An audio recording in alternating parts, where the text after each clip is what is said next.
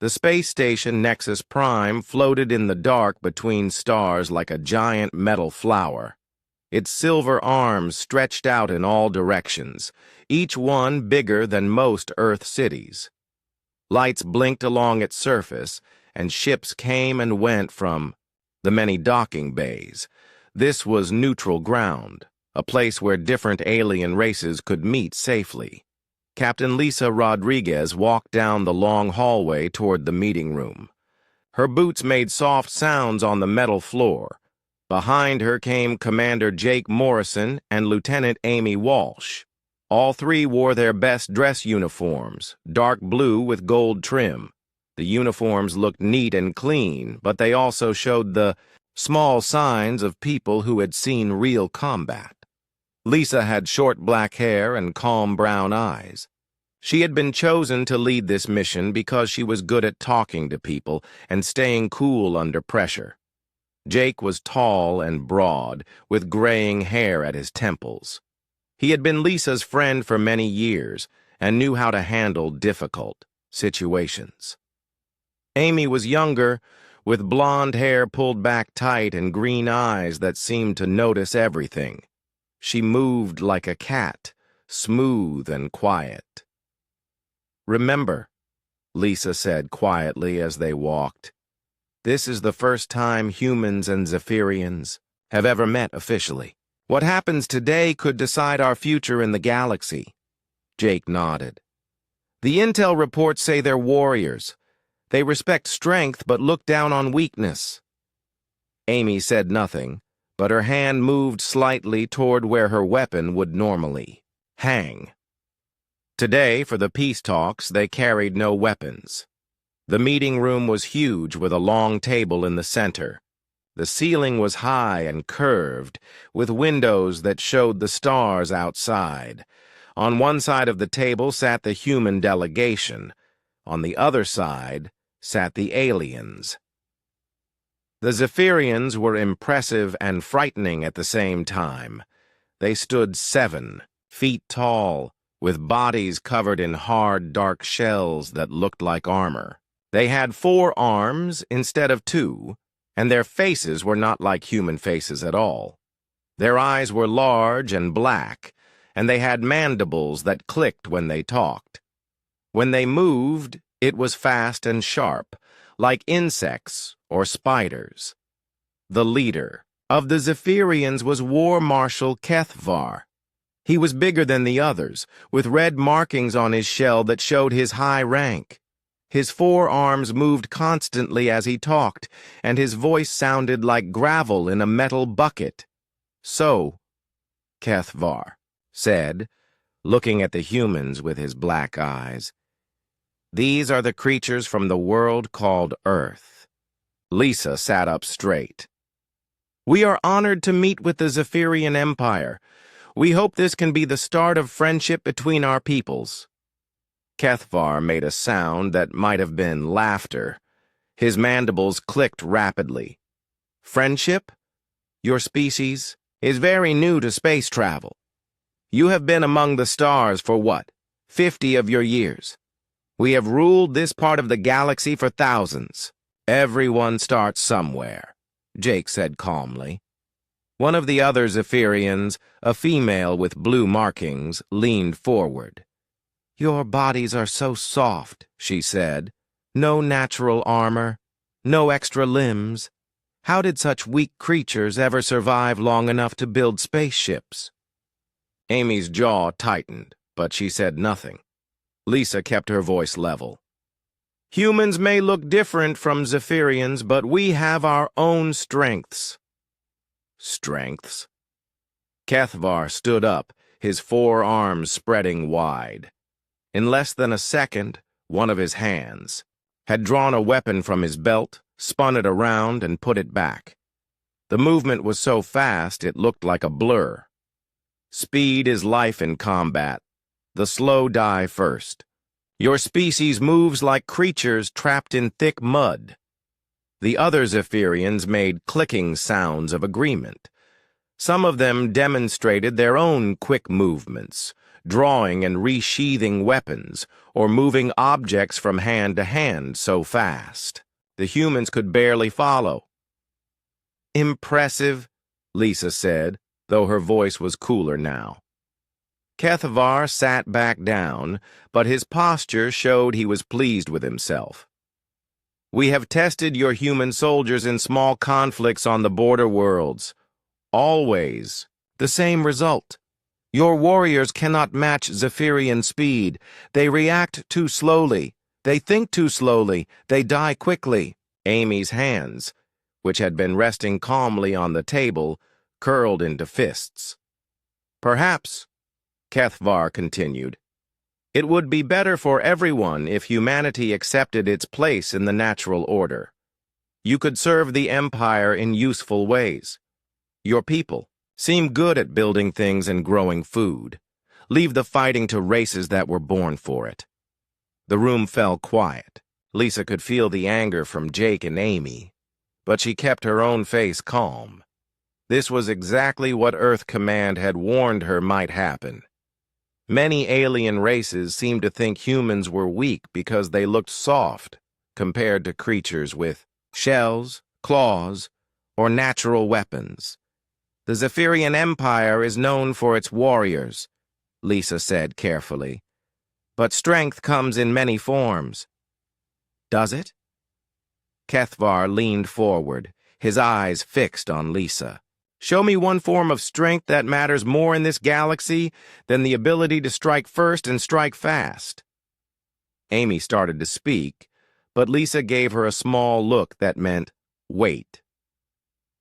"War Marshal," Lisa said, "perhaps we should focus on trade. Agreements and—" "Trade?" Kethvar interrupted. "What could your slow species possibly trade that we would want? You have no special technology. Your weapons are simple. Your ships are adequate but not remarkable." He gestured with two of his arms. "The only thing humans seem to excel at is surviving despite your obvious weaknesses." Jake's voice was tight when he spoke. "Maybe that's more important than you think. Survival through hiding and running away is not impressive," said the female. "Zephyrian. A true warrior faces threats directly." Kethvar stood up again, and this time all the Zephyrians stood with him. "I think this meeting has shown us what we needed to know about humanity. You are not warriors. You are not fast. You are not strong. You survived on your world through luck, and you reached the stars through patience and time. These are not bad things, but they are not the qualities of a race that should have an equal voice in galactic affairs." Lisa felt something cold settle in her stomach.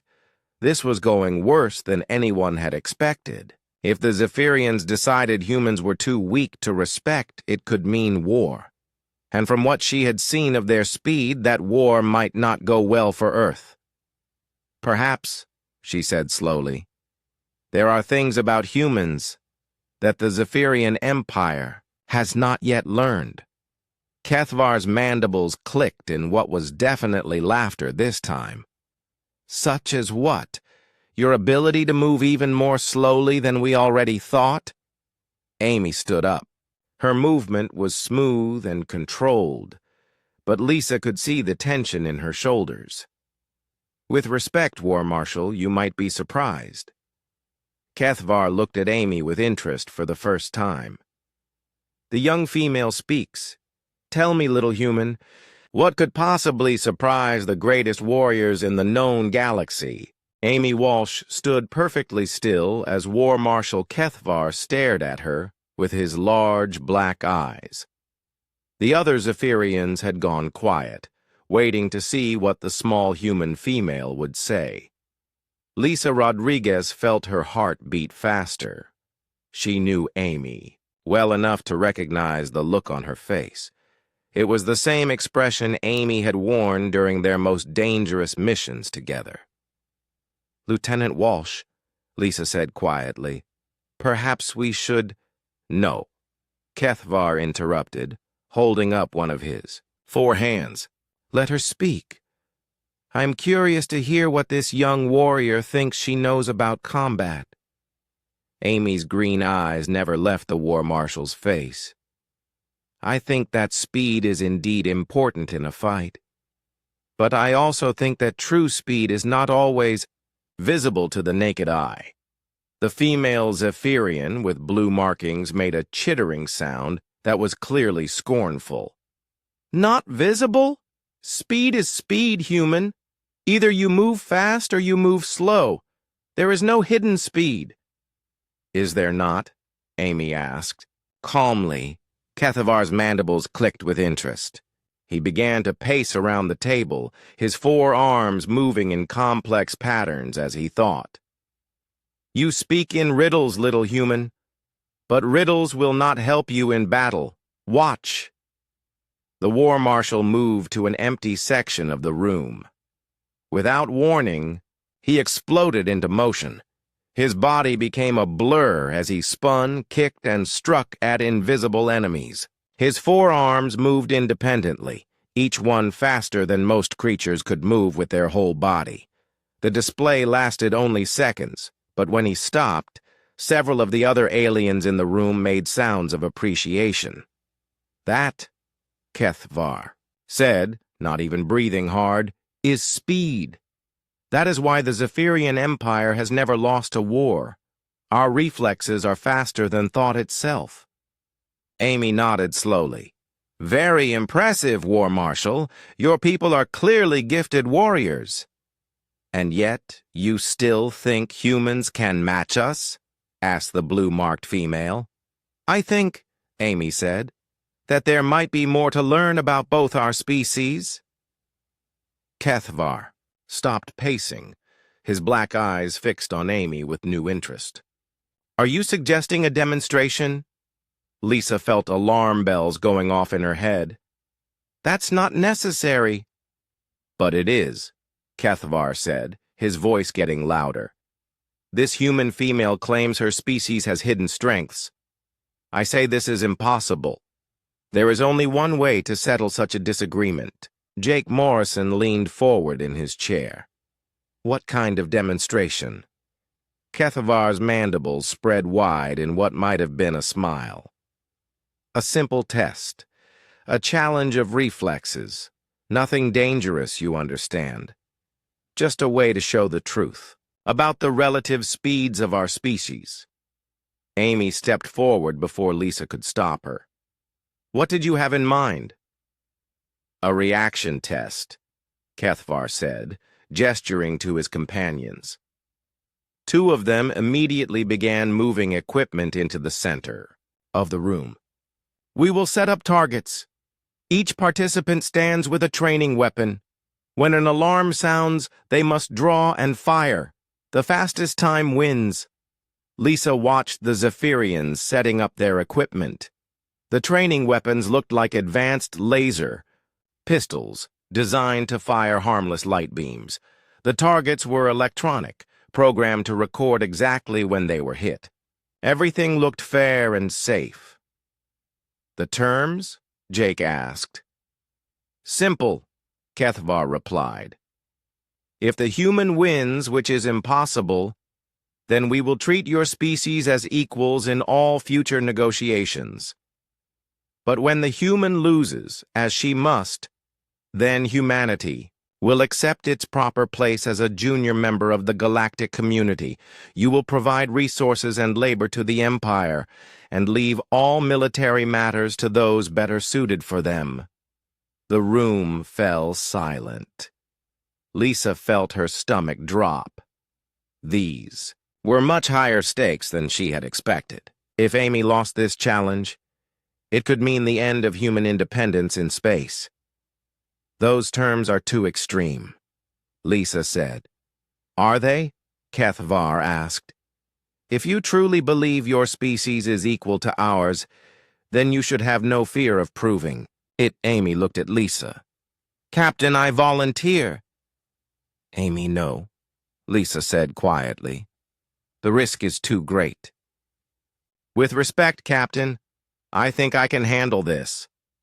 Jake stood up and walked over to Amy. He spoke so quietly that only she could hear. "Are you sure about this? These aliens are fast. Faster than anything we've seen." Amy nodded. "I'm sure." Meanwhile, the Zephyrians had finished setting up their equipment. The training weapons were placed on stands exactly 10 feet from the targets. Electronic sensors would measure the time from the alarm sound to the moment the target was hit. Everything was designed to be perfectly fair and accurate. "Who will represent the Zephyrian Empire?" Amy asked. Cathvar gestured to one of his warriors. "Sub-Commander Vexhal. He is our fastest gunfighter. He has never been beaten in a speed draw, not even by other Zephyrians." Vexhal stepped forward. He was slightly smaller than Cathvar, but his forearms moved with liquid grace. When he walked, it was like watching water flow. His shell was polished to a dark shine, and his eyes were even blacker than the war marshal's. "I am honored to demonstrate Zephyrian superiority," Vexhal said, his voice like grinding stones.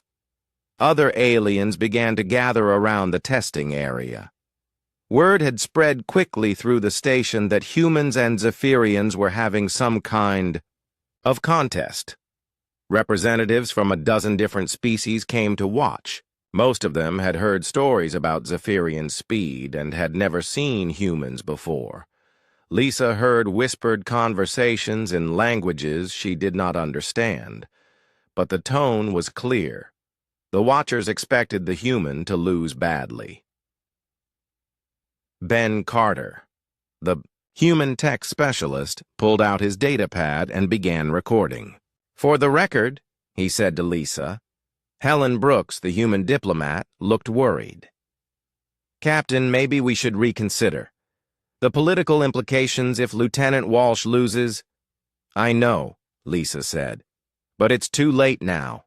Backing down would be just as bad as losing." Kethavar raised his voice to address the crowd. "Citizens of the galaxy, today you will witness a demonstration of natural law.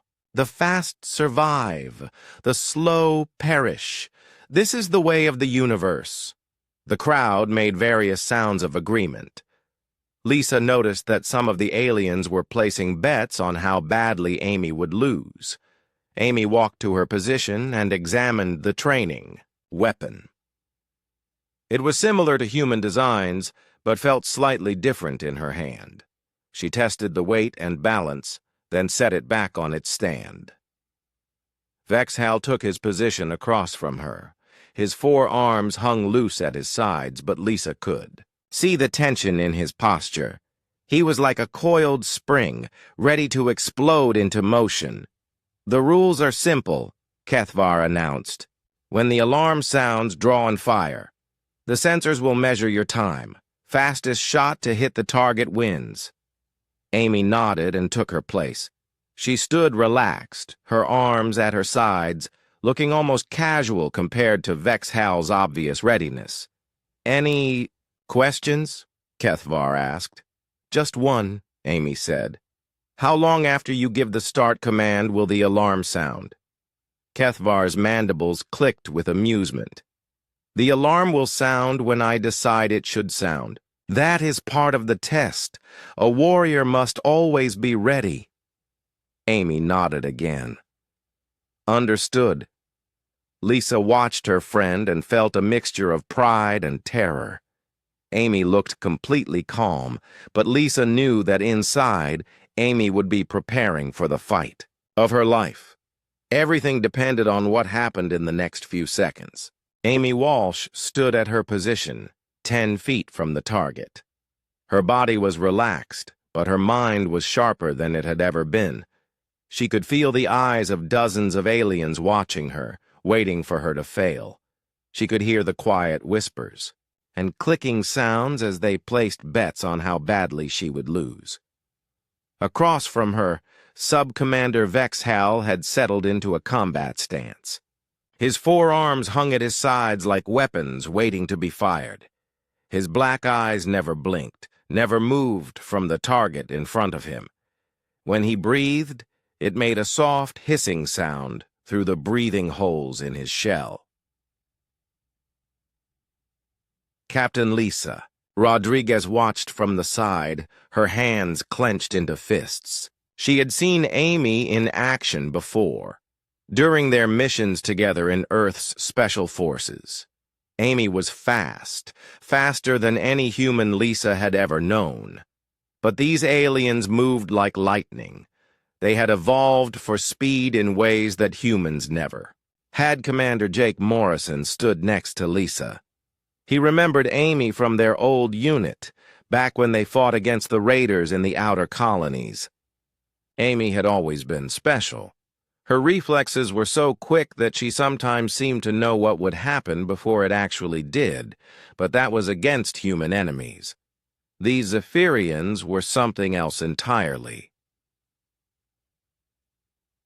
War Marshal Kethvar moved to the control panel that would trigger the alarm. His mandibles clicked with satisfaction as he looked at the two fighters. "This will be educational for everyone," he said to the crowd. "The young human will learn that her species has limits, important limits." The alien spectators pressed closer. Lisa could see representatives from at least 12 different species. Some had scales, others had fur, and a few looked like walking crystals. All of them seemed interested in seeing how humans would perform in their first real test against galactic warriors. A tall alien with blue skin and 6 arms leaned over to his companion. "I have heard stories about Zephyrian speed," he said in accented galactic common. "They say Vexahal once drew and fired 6 times before his opponent could even begin to move." His companion, a creature that looked like a walking tree, nodded its branches. "The humans are new to space.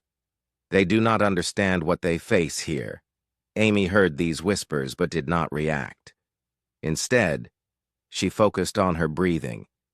In through the nose, out through the mouth. Slow and steady. She had learned this technique during her training on Earth, in the mountains where the air was thin and every breath mattered.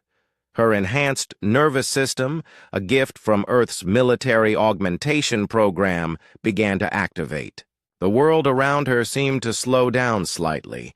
She could hear individual heartbeats from the aliens watching. She could see the tiny movements of dust particles in the air. Her reflexes, already faster than any normal human, sharpened to their peak. Vexhal noticed something change in Amy's posture, though he could not say what it was. The human female still looked relaxed, but there was something different about the way she stood. Something that made his warrior instincts whisper. "Warnings, are both fighters ready?" Kethvar called out. "Ready," Vexhal replied, his voice steady and confident. "Ready," Amy said quietly. Kethvar placed one of his hands over the alarm control. "Remember, the alarm will sound when I choose. Both fighters must wait for that sound. Drawing before, the alarm is automatic disqualification." The room fell completely silent. Even the whispers stopped.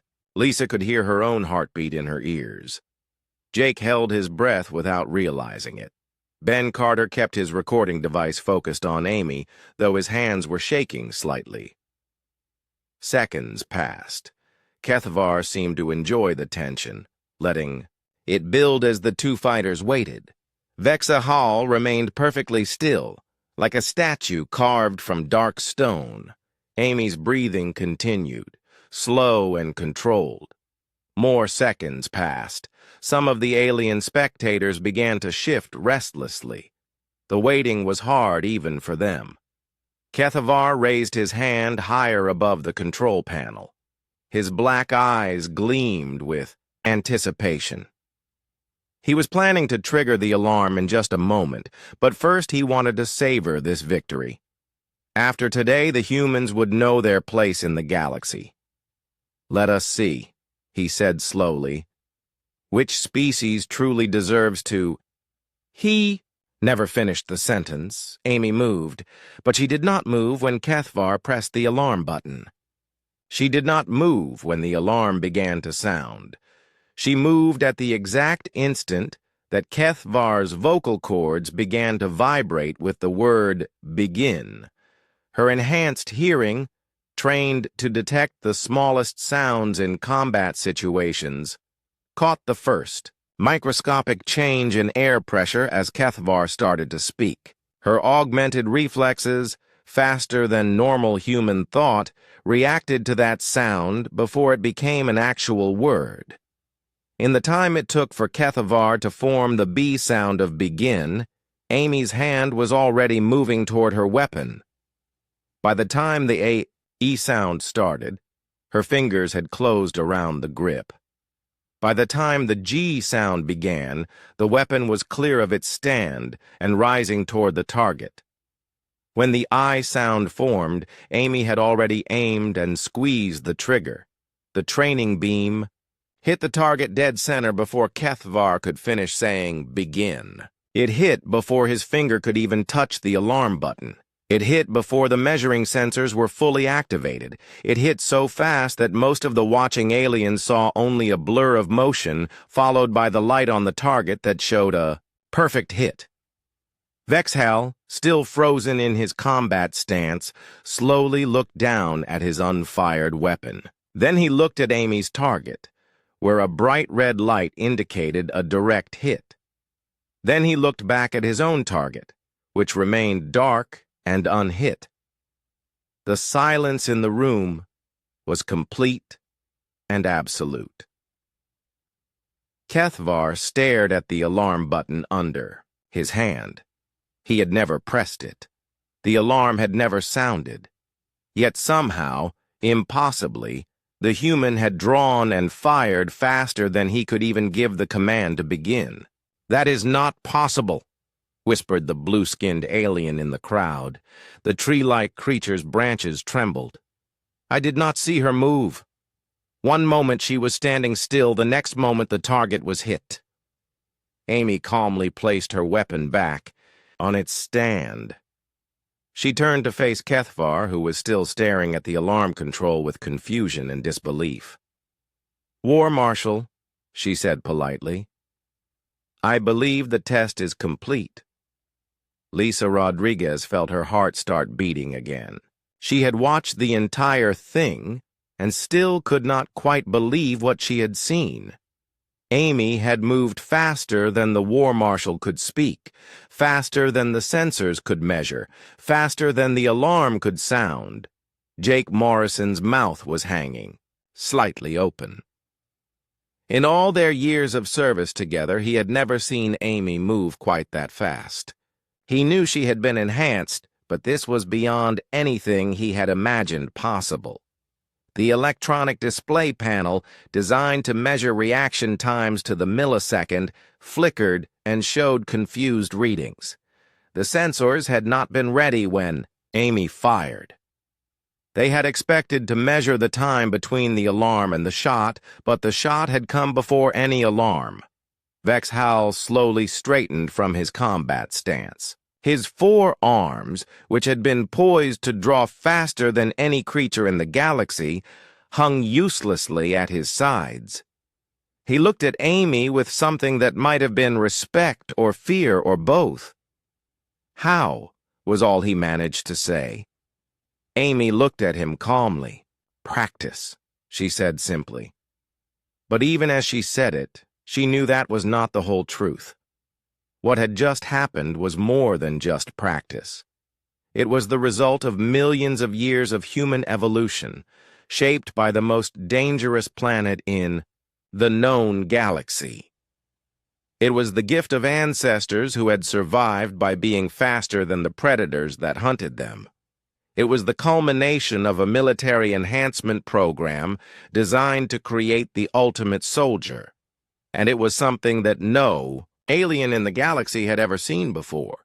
The silence stretched on for what felt like forever. War Marshal Kethvar stood frozen at the control panel, his hand still hovering over the alarm button he had never pressed. His black eyes stared at the display screen that showed impossible readings. Sub-Commander Vexhal remained in his combat stance, all four of his arms trembling slightly as the reality of what had happened sank in. Amy Walsh stood calmly at her position, her weapon back on its stand. She looked as relaxed as she had before.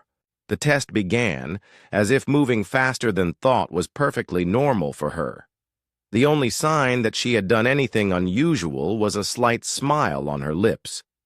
The alien spectators began to whisper among themselves. Their voices grew louder as shock turned to confusion and then to excitement. Many of them had never seen anything like what had just happened. "The sensors must be broken," said the blue-skinned alien with 6 arms. "No," replied his tree-like companion, branches rustling with agitation. "I watched the whole thing." She moved before the war marshal could even finish speaking. A reptilian creature with silver scales pushed forward through the crowd. "That is impossible. No biological creature can react that fast. The human must be using some kind of technology we cannot detect." Captain Lisa Rodriguez stepped forward, her diplomatic training taking over. This was the moment that would decide humanity's future in the galaxy. She had to handle it perfectly. "War Marshal Kethvar," she said clearly, so everyone could hear. "I believe the test results speak for themselves." Kethvar finally moved. He looked up from the control panel, his mandibles clicking rapidly in what Amy recognized as extreme agitation. "There must be some mistake, some trick. No creature moves that fast." "The lieutenant moved exactly as fast as she needed to," Commander Jake Morrison said, stepping up beside Lisa. "No more, no less." Vexhal finally straightened from his combat stance. He walked slowly toward Amy, his 4 arms hanging loose at his sides. When he stopped in front of her, he was close enough that she could see her reflection in his black eyes. "How fast can you really move?" he asked quietly. Amy considered the question seriously. "Fast enough." That is not an answer. "It is the only answer that matters," Amy replied. "In a real fight, speed is not about showing off. It is about staying alive." Ben Carter, the human tech specialist, had been checking his recording equipment. Now he stepped forward with his data pad in his hands. "War Marshal, if I may." Kethvar gestured impatiently with 2 of his arms. "Speak." "I recorded the entire event from multiple angles," Ben said.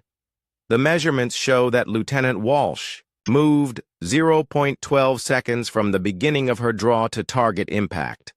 But more importantly, she began moving before you finished saying the word begin."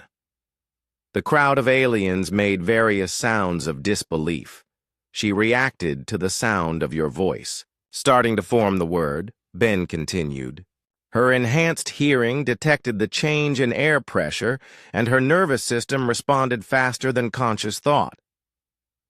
A crystalline alien that looked like living diamond pushed through the crowd. Enhanced? The human is artificially modified? Lisa saw an opportunity and took it. Lieutenant Walsh represents standard human military capability. She has received the same training and enhancements that all our Special Forces soldiers receive. The silence that followed this statement was even deeper than before. Standard? Kethvar's voice was barely a whisper. You have more soldiers, like this one? Earth has millions of soldiers, Jake said simply. Not all of them are enhanced to Amy's level, but all of them trained to fight faster than their enemies can react. Amy decided it was time to explain. She had seen the fear growing in the aliens' eyes, and fear could lead to violence. Better to help them understand. War Marshal, she said, May I tell you about Earth? Kethvar nodded slowly, his earlier arrogance completely gone. Earth is not a peaceful world like many planets in the galaxy, Amy began. Our evolution was shaped by constant danger. For millions of years, our ancestors survived by being faster than the creatures that hunted them. She gestured to Ben, who activated his datapad. Holographic images appeared in the air above the device, showing various Earth creatures. "This is a viper," Amy said, pointing to an image of a snake. "It can strike faster than the human eye can follow.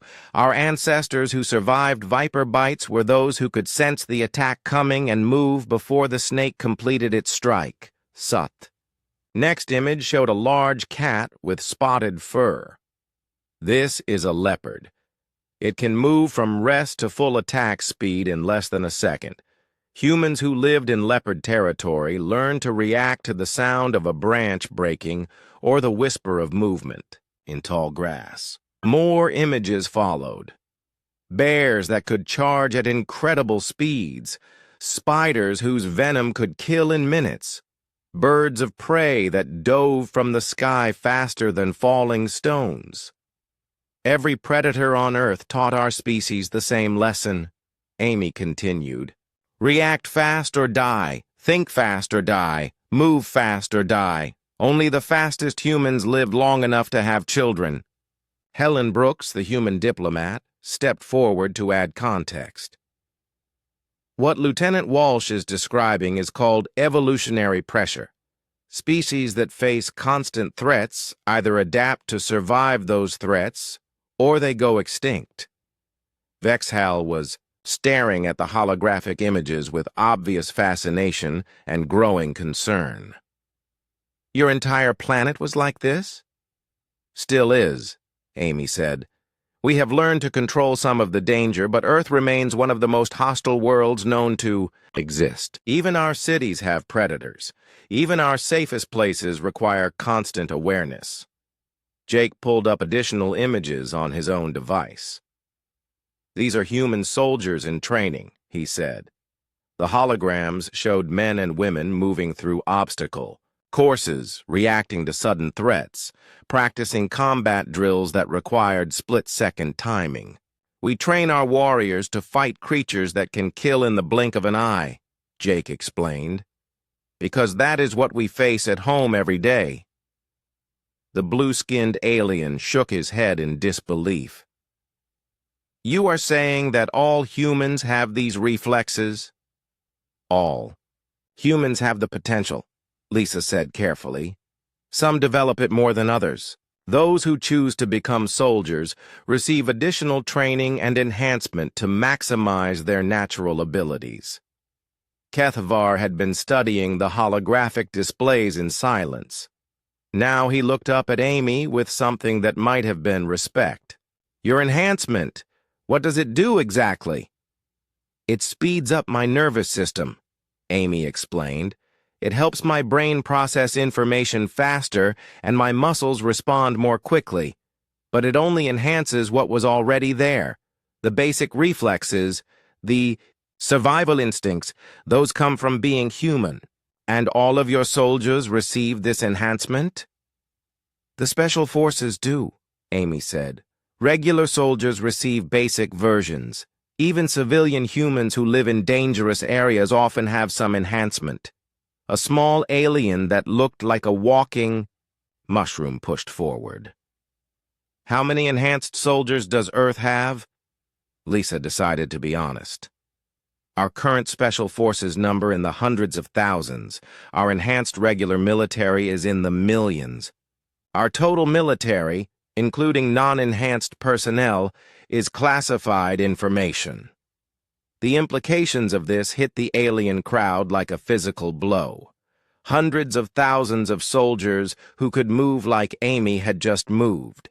Millions more with lesser but still significant enhancements. A total military force of unknown size, all trained to fight faster than galactic standard. Kethvar slowly walked back to his position at the control panel. He stared at the alarm button that had never been pressed, then looked at Amy's target, with its bright red light showing a perfect hit. "We have made an error," he said quietly.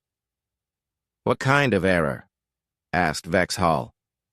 "We assumed that because humans look soft, they must be weak. We assumed that because they seem slow in normal situations, they cannot be fast when necessary. We assumed that because they are new to space travel, they must be inferior warriors." He turned to face the human delegation. "We were wrong about all of these things." Amy nodded. "Assumptions can be dangerous in combat, War Marshal." "Indeed they can," Kethvar replied. "The question now is what we do about our mistakes." War Marshal Kethvar walked slowly around the testing area, his four arms moving in complex patterns as he thought. The other Zephyrians watched him carefully, waiting for his decision. The alien spectators had grown quiet, understanding that they were witnessing something important. Amy Walsh remained at her position, relaxed but alert. She could see the change in the War Marshal's posture, the way his aggressive stance had shifted to something more thoughtful. Captain Lisa Rodriguez recognized the signs, too. This was the moment when everything could go right or everything could go very wrong. "Lieutenant Walsh," Kethvar said finally, stopping in front of her, "you have shown me that my people's understanding of humans was incomplete." "Understanding often grows through experience, War Marshal," Amy replied diplomatically. Kethvar's mandibles clicked in what Amy was beginning to recognize as thoughtful consideration rather than mockery. "Indeed. And experience has taught me that when a warrior underestimates their opponent, they often do not live to make the same mistake twice." Sub-Commander Vexhall stepped forward. "War Marshal, what are your orders?" Kethvar looked at his subordinate, then at the human delegation, then at the crowd of alien observers. "My orders are to learn. We came here believing we knew everything about these humans. We were wrong. Now we must discover what else we do not know." He turned to face Lisa directly. "Captain Rodriguez, I formally withdraw my earlier statements about human inferiority. It is clear that your species has capabilities we did not expect." Lisa felt a wave of relief wash over her, but she kept her expression calm and professional. "Thank you, War Marshal. We appreciate your honesty." "But I have questions," Kethvar continued. "Many questions. If humans are capable of such speed, such reflexes, why did our forces defeat yours in the border skirmishes?" Commander Jake Morrison stepped forward to answer. "Because we were not fighting to win those skirmishes, War Marshal. We were fighting to learn." The silence that followed this statement was profound. Several of the alien spectators made sounds of surprise or alarm. "Learn what?" Vexhall asked. "How you fight. How fast you really are. What weapons you prefer. What tactics you use." Jake's voice was matter-of-fact, as if he were discussing the weather. "Every conflict teaches lessons. We needed to understand what we would face if diplomacy failed." Ben Carter activated his data pad again, showing new holographic displays. "Our soldiers in those skirmishes were under strict orders. They were told to engage briefly, gather intelligence, and withdraw. They were not authorized to use their full capabilities." A reptilian alien in the crowd hissed in what might have been fear. "You mean your soldiers were holding back?" "Standard procedure when facing an unknown enemy," Amy said simply. "You never show your full strength until you have to." Kethvar's black eyes fixed on Amy with new intensity. "And now? Are you showing your full strength now?" Amy considered the question carefully. I am showing enough strength to earn your respect, War Marshal. Nothing more, nothing less. There is more? There is always more, Amy replied. The question is whether more is necessary. Helen Brooks, the human diplomat, saw an opportunity to steer the conversation toward cooperation. War Marshal, Lieutenant Walsh's demonstration was not meant to threaten or intimidate. It was meant to show that humans and Zephyrians might have more in common than either side realized. How so? Asked the female Zephyrian with blue markings. Both of our species value speed, skill, and warrior courage, Helen explained. Both of us have evolved to be formidable fighters. Perhaps instead of competing against each other, we should be learning from each other. Vex Hal's interest was clearly sparked. You would share your combat techniques with us? Amy nodded. If you would share yours with us. I saw your demonstration earlier, Sub-Commander. Your four-armed fighting style is unlike anything we have encountered. Our warriors could learn much from studying it. And our warriors could learn from your reaction speed training, Vex Hal admitted. I have never seen anything like what you just did. Kethvar began pacing again, but this time his movement seemed less agitated and more purposeful. This is not what I expected from today's meeting. What did you expect? Lisa asked. I expected to demonstrate Zephyrian superiority and arrange for human submission, Kethvar said bluntly. Instead, I find that humans may be the most dangerous warriors we have ever encountered. Dangerous to enemies, Amy said quietly, but we prefer to make allies rather than enemies when possible. Why? The simple question caught Amy slightly off guard. She thought for a moment before answering. Because Earth taught us that survival often depends on cooperation as much as competition. The humans who lived through the worst dangers were often those who worked together, who shared knowledge and resources. Jake nodded in agreement. Our greatest victories have come when different human groups combined their strengths instead of fighting each other. And now you offer to combine strengths with us? Kethvar asked. If the Zephyrian Empire is interested in such cooperation, Lisa said formally. The War Marshal stopped pacing and stood perfectly still for several long moments. The room was so quiet that Amy could hear the breathing of aliens 20 feet away. Finally, Kethvar spoke. Sub-Commander Vex Hal. Yes, War Marshal? You are hereby ordered to establish a warrior exchange program with the human military. Select our 12 finest fighters to train with human special forces. Request that the humans send 12 of their finest to train with us. Vex Hal's mandibles spread in what was definitely a smile. It will be an honor, War Marshal. Kethvar turned to Lisa. Captain Rodriguez, I propose a new treaty between our peoples. Not the subjugation agreement I originally intended, but a mutual defense pact. Our combined forces would be formidable indeed. Lisa felt her heart leap, but she kept her voice steady. Earth Command will be very interested in such a proposal, War Marshal. Good. Kethvar gestured to the alien spectators. Let word spread throughout the galaxy. The Zephyrian Empire and the human worlds are now allies. Any who threaten one will face both. The crowd of aliens erupted in excited chatter.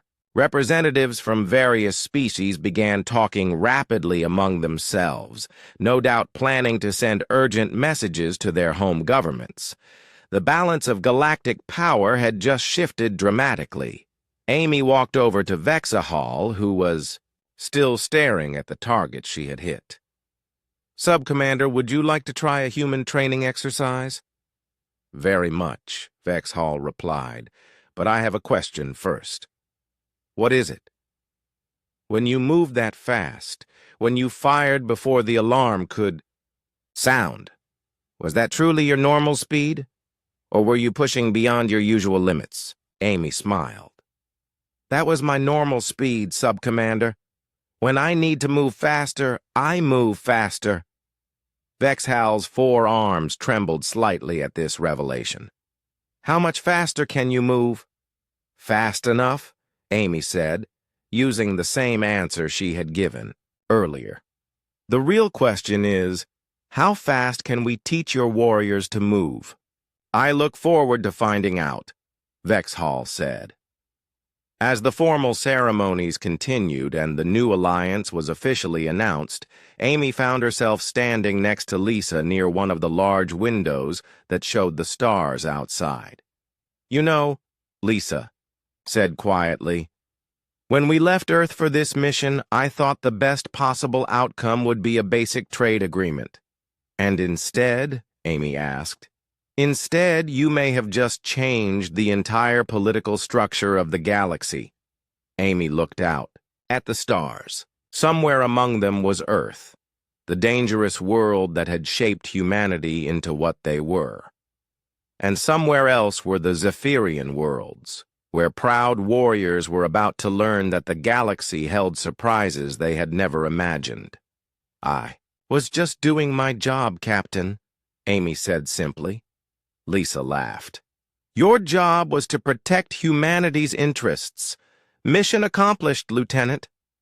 Outside the window, alien ships began departing the station, carrying news of the new human Zephyrian alliance to every corner of the galaxy. The universe would never be quite the same.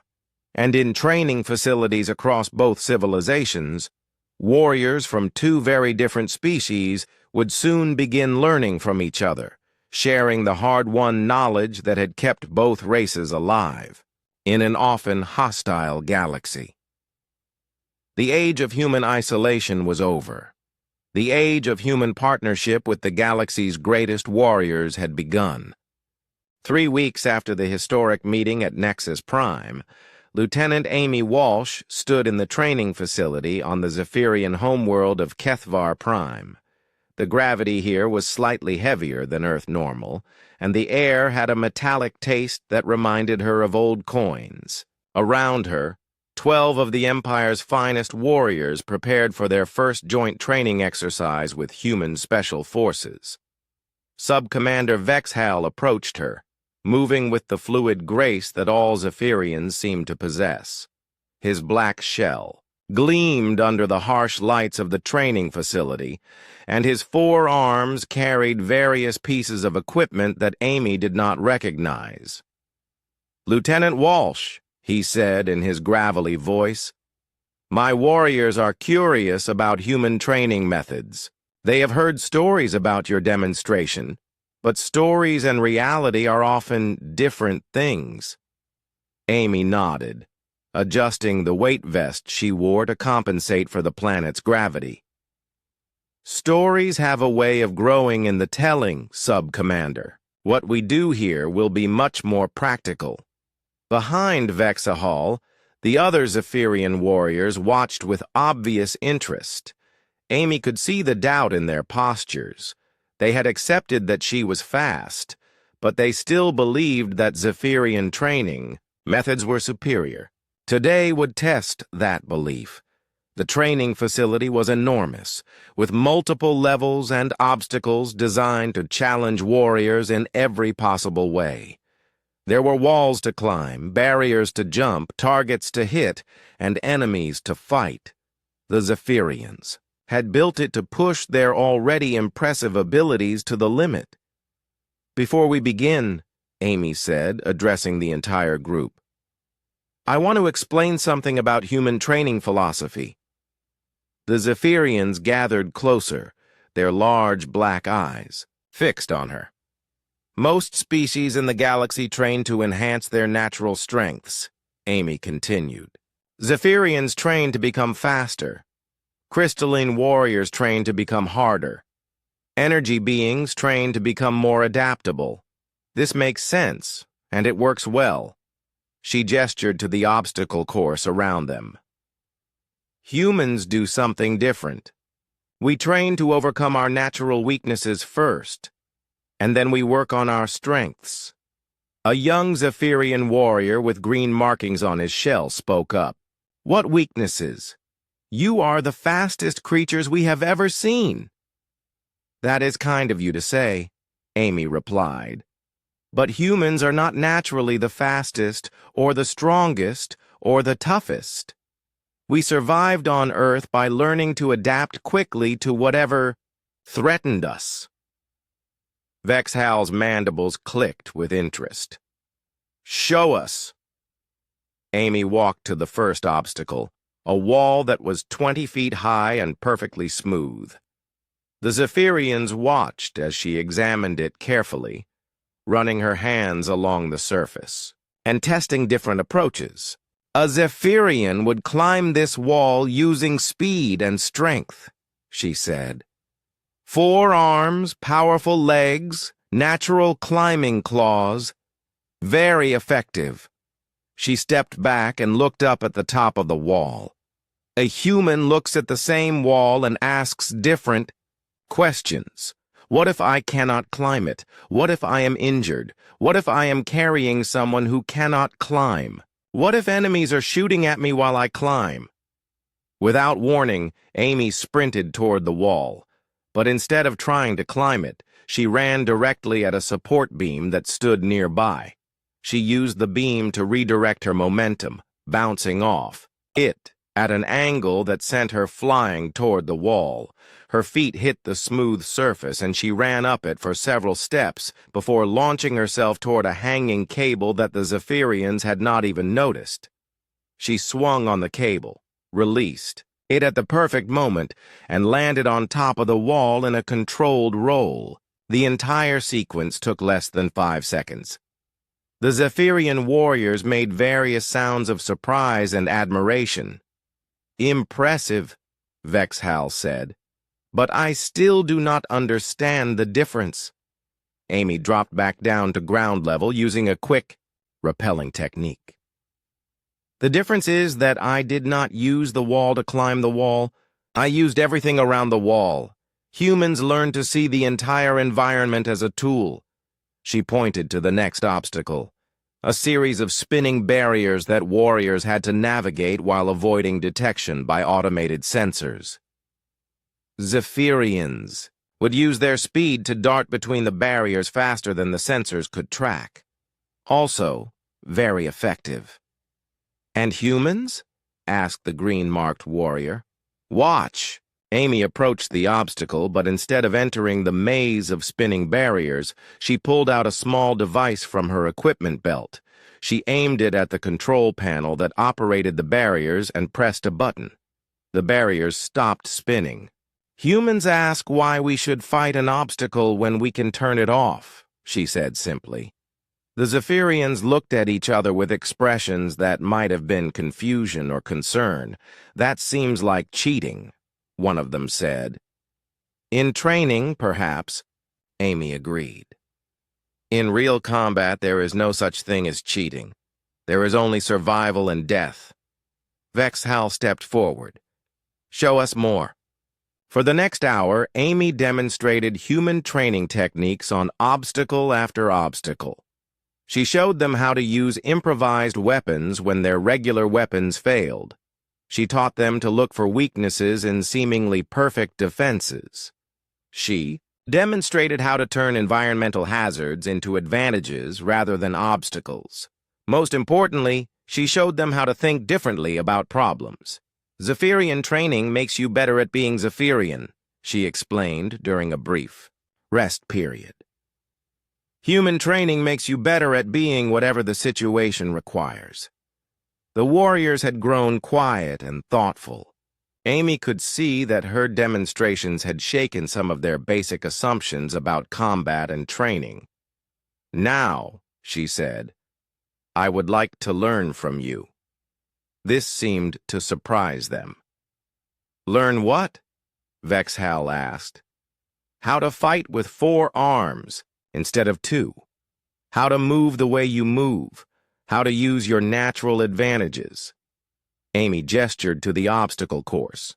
I have shown you human adaptability. Show me Zephyrian mastery. What followed was unlike anything Amy had ever experienced. The Zephyrians moved through their training exercises like living poetry. Their 4 arms worked independently and in perfect coordination. They could attack in multiple directions simultaneously while defending against threats from angles that would be impossible for a 2-armed creature to cover. Vexhal demonstrated a fighting technique that involved all 4 arms striking different targets at exactly the same time. The precision was incredible. Each hand hit its mark within milliseconds of the others, creating a combined impact that was far greater than the sum of its parts. Fascinating, Amy said. How do you coordinate all 4 arms so precisely? Practice, Vexahal replied, unconsciously echoing her earlier answer about her own speed. But also, we learn to think with 4 arms, instead of thinking about 4 arms. Amy tried to copy the technique and failed spectacularly. Her human brain, trained for 2-armed coordination, could not handle the complexity of controlling 4 independent limbs. It will take time, Vexhal said kindly. Even young Zephyrians struggle with this for years. Then we had better start practicing, Amy said. By the end of the day, both species had learned valuable lessons. The Zephyrians discovered that their incredible natural abilities had made them somewhat rigid in their thinking. They were so good at their traditional methods that they had stopped looking for alternatives. The humans learned that raw physical capability, when properly developed and coordinated, could accomplish things that cleverness and adaptability alone could not match. Sub-Commander, Amy said as they prepared to end the training session, I think this exchange program is going to benefit both our species more than anyone expected. Vexhal's mandibles spread in what Amy now recognized as a genuine smile. I agree, Lieutenant. My warriors have learned more in one day than they usually learn in a month of traditional training. And I have learned that there is still much for humans to discover about combat, Amy replied. Perhaps our next session could focus on multiple target engagement? An excellent suggestion. And perhaps you could teach us more about environmental adaptation? As they made plans for future training sessions, Amy reflected on how much had changed since that first meeting at Nexus Prime. The Zephyrians were no longer arrogant enemies looking down on humanity. They had become genuine partners, eager to learn and share knowledge. More importantly, both species were becoming stronger through their cooperation. The galaxy was a dangerous place, full of threats that neither humans nor Zephyrians fully understood. But together, they were developing capabilities that might be enough to face whatever challenges lay ahead. The age of isolated species competing against each other was ending. The age of allied species learning from each other had begun. The emergency alarm on Nexus Prime screamed through the corridors at 3 a.m, station time. Lieutenant Amy Walsh rolled out of her bunk in the human quarters, instantly awake and alert. Her enhanced reflexes kicked in automatically as she grabbed her equipment and weapon. Down the hall, she could hear similar sounds from the Zephyrian quarters. Sub-Commander Vexhal and his warriors were also responding to the alarm with practiced efficiency. The joint training exercises over the past month had created an easy familiarity between the two groups. Amy reached the emergency briefing room at the same time as Vexhal. They nodded to each other as they took their seats. Captain Lisa Rodriguez was already there, along with War Marshal Kethvar and several station officials who looked very worried. "What is the situation?" Vexhal asked. Station Commander Yelthar, A tall alien with blue skin and tentacle-like appendages instead of hair activated the main display screen. "We have received a distress call from the mining colony on Xerion 4. They are under attack by unknown hostiles." The screen showed a star map with a red blinking dot indicating the colony's location. It was in the neutral zone, not far from both human and Zephyrian space. "What kind of attack?" Lisa asked. "The initial reports were confused," Yelthar replied. "The colonists spoke of creatures that moved like shadows and struck faster than their security systems could track. Communications were cut off 12 minutes ago." Amy felt a chill run down her spine. Creatures that moved faster than security systems sounded familiar, and not in a good way. War Marshal Kethvar leaned forward in his chair. "How many colonists are on Xerion 4? "Approximately 8,000, Yelthar said. "Mostly miners and their families. The colony has minimal military protection." "We should respond immediately," Lisa said. "Agreed," Kethvar replied. "But the nearest Zephyrian fleet is 6 hours away, and your human ships are even further." Amy stood up. "Subcommander Vexhal and I could take a fast scout ship. We could reach the colony in 2 hours. Vexhal's mandibles clicked in agreement. "A reconnaissance mission. Gather intelligence and assist the colonists until larger forces arrive." 2 warriors against an unknown enemy force? Yelthar looked doubtful. "That seems insufficient." 2 warriors who have been training together," Amy corrected. "We know each other's capabilities now." Lisa looked concerned. "Amy, we don't know what you'll be facing out there." "Which is why we need to find out," Amy replied. "If we wait for the fleets to arrive, those 8,000 colonists might be dead." Kethvar made a decision. "Lieutenant Walsh and Subcommander Vexhal will take the fastest available ship. Their mission is to assess the threat and protect civilians until reinforcements arrive." 20 minutes later, Amy and Vexhal were aboard a sleek Zephyrian scout vessel racing through hyperspace toward Xerion 4. The ship was designed for speed and stealth rather than heavy combat, but it was equipped with advanced sensors and communication equipment. "Any theories about what we might find?" Vexhal asked as he piloted the ship. Amy checked her weapons and equipment. "The description reminds me of something from Earth's military files. There were reports of similar attacks on the Rim worlds a few years ago. Fast-moving hostiles, striking before defenses could respond." "What were they?" "We never found out for certain. The attack stopped before we could get a clear look at the attackers.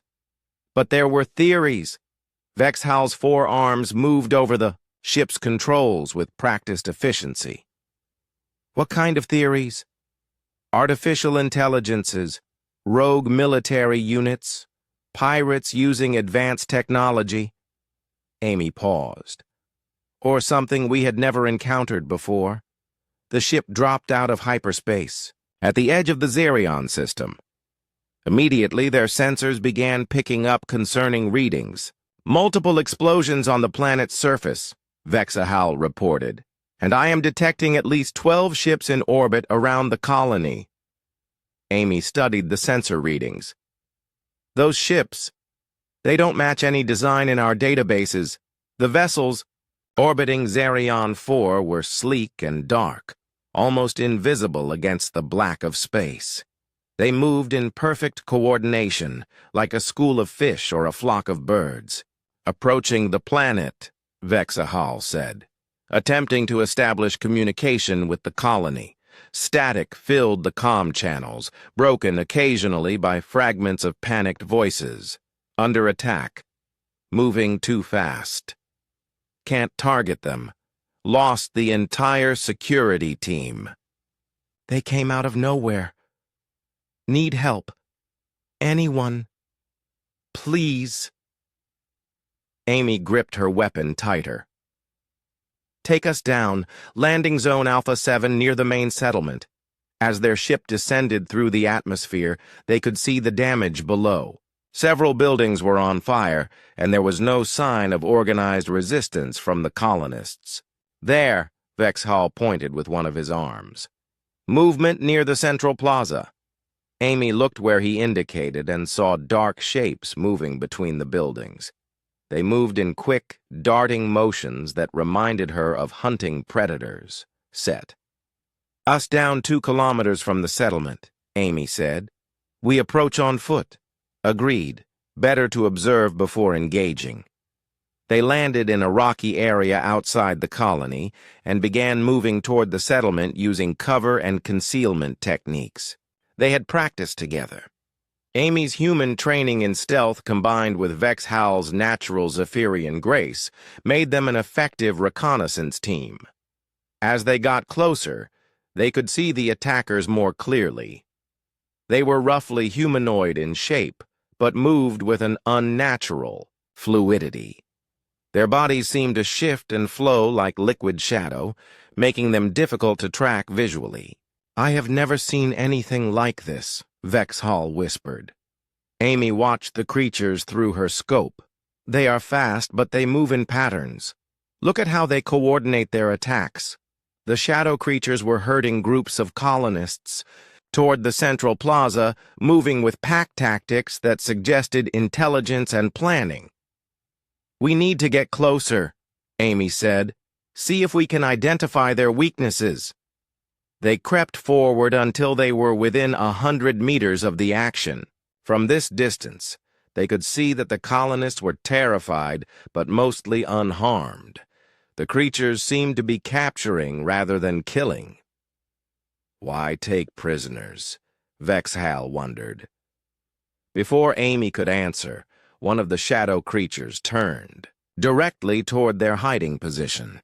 Its head moved with mechanical precision, as if it had suddenly detected something. We have been spotted, Amy said calmly. The creature let out a sound that was part shriek and part electronic whine. Immediately, 3 more shadow beings began moving toward their position with frightening speed. Time to see how well our joint training worked, Vexhall said, drawing his weapons. Amy smiled grimly and checked her rifle. Let's find out what these things are made of.